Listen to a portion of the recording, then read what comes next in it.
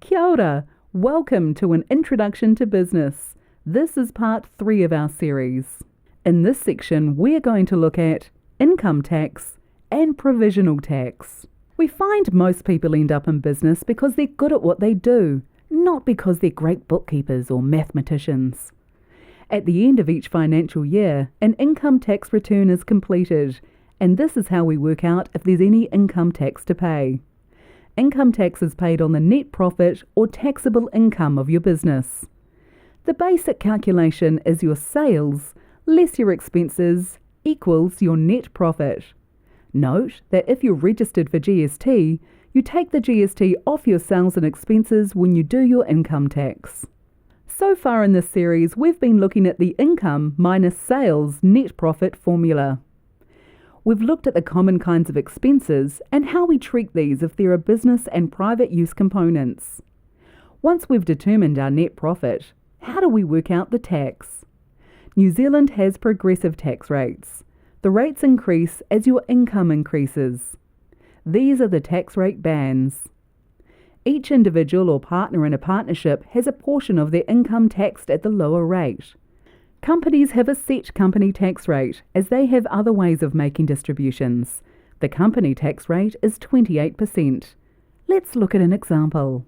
In the original example back at slide 1, we had a sole trader whose gross sales were $125,000. Expenses were $50,000, which created a net profit or taxable income of $75,000. Let's use those same figures here. The first $14,000 is taxed at 10.5%. The amount between $14,000 and $48,000 is taxed at 17.5%. The amount between $48,000 and $70,000 is taxed at 30%, and any amount over $70,000 is taxed at 33%. Based on a taxable income of $75,000, the tax component is $15,670. Provisional tax is a way of paying your tax throughout the year, similar to how a salary and wage earner has PAYE deducted throughout the year.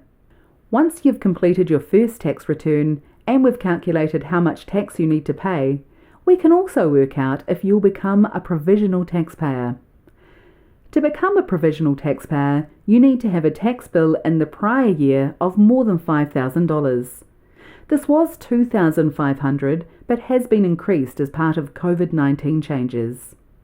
If your residual income tax or your tax bill was less than $5,000, you'll continue to pay your tax as a single lump sum each year. If your residual income tax or your tax bill was more than $5,000, you'll become a provisional taxpayer. There are 4 options for provisional tax. AIM, or the accounting income method, is a pay-as-you-go option and can be done through certain software. The standard option, which is what we'll focus on today, and there is the estimation option, where you can estimate what you think your tax bill will be and pay instalments based on your estimate. These can be especially useful if you had a great prior year, but you expect this year's profits to be much less. Be aware there may be penalties and interest if your estimate is lower than your end-of-year bill. The final option is the ratio option. You generally would need to have been in business and GST registered for 2 years before you can use this, as we use your income tax return and 12 months of GST returns to work out the ratio to apply to determine payment amounts. Let's have a look at the standard option example. Using our sole trader example, we've worked out that the tax for year 1 in this example is $15,670. And as this is over the $5,000 provisional tax threshold, this sole trader is going to be a provisional taxpayer for year 2 of business. Provisional tax payments are made in 3 instalments. They are calculated by taking the residual income tax from the prior year and multiplying it by 105%.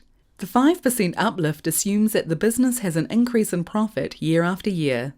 In this scenario, we take the year 1 tax due of $15,670, multiply this by 105%, which equals $16,453.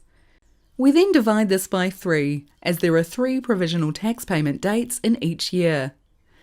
2 payments of $5,484 and a final payment of $5,485. Let's plot these on a timeline. Here is our 3-year timeline. We start business at some time in year 1. We reach the end of the financial year, being 31 March. We prepare our income tax return and file this by the due date of 7 July that year. If you have a tax agent working for you, they may have an extension to this date. Our tax for year 1 is $15,670, due by 7 February in year 2. Let's overlap the 3 provisional tax due dates onto our timeline. You can see our 3 provisional tax due dates of 28 August, 15 January and 7 May. You'll often hear the myth that your first year of business is tax-free, which is technically correct, as you don't pay tax in your first year of business, but you do pay tax for your first year of business, but this is paid in year 2.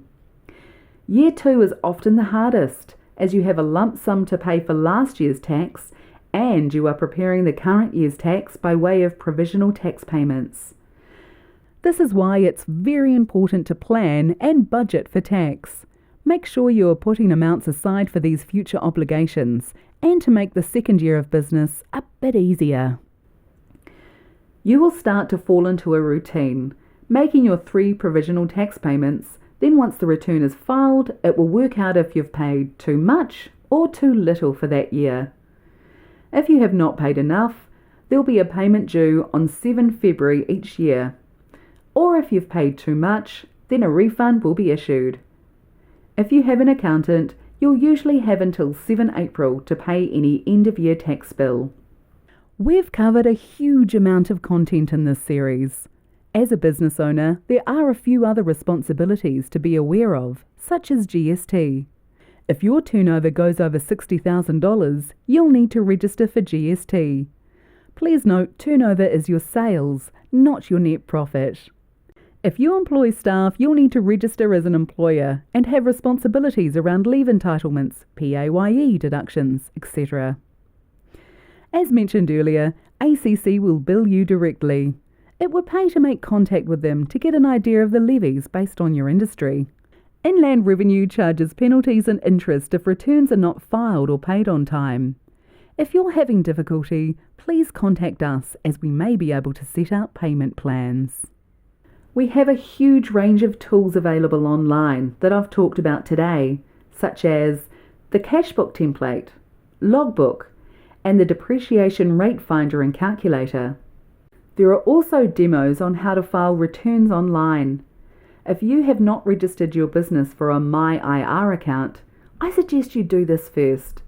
It makes communicating with us or registering for GST or as an employer much easier. Our COVID-19 provisions are changing very fast. We've tried to have this presentation accurate to the day it was written, but things do change. Please go to our COVID-19 link on our website for the most up-to-date information. I can't stress these key messages enough. We're here to help. If you are unsure of something, make contact. Send us a web message through your myIR account. Good records are the key to good business. You know where you've been and where you're at. Being in business is a journey that keeps changing. Plan and budget for tax payments. We've reached our final slide. Check out these websites for further business help. Thank you for listening today, and remember, you can go back and replay this seminar and skip to the bits you want to go over again. Thank you for joining me, and enjoy your journey into business.